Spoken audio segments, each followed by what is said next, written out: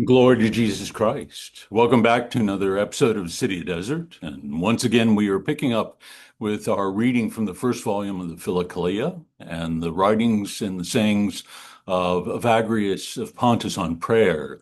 And today, if you're following along in the text, we are on page 60 and we are considering saying number 37. Evagrius writes, "If you long for prayer, renounce all to gain all." Beautiful little saying. Again, Evagrius is very brief in these sayings in this part of the text, but nonetheless, it speaks to the heart. If you long for prayer, renounce all to gain all.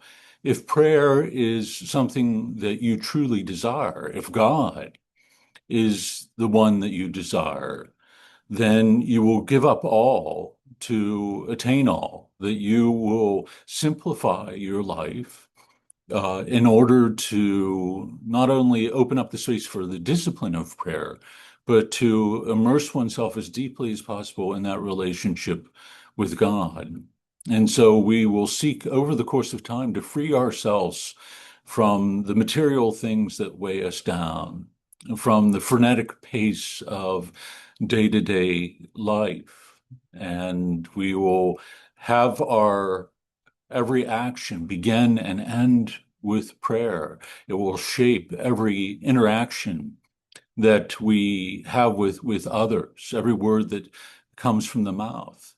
And it is then that we move from engaging in prayer as a discipline to becoming prayer.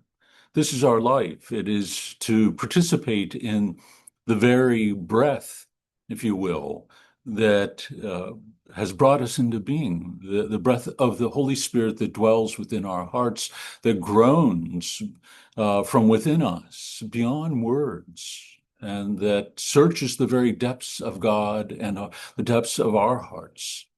This is where we want to live our lives, not in an abstract or notional way, but in the most concrete fashion, to the point where we are not even conscious so much of engaging in a discipline of prayer, but that every moment becomes an opportunity where we are turning the mind and the heart toward God.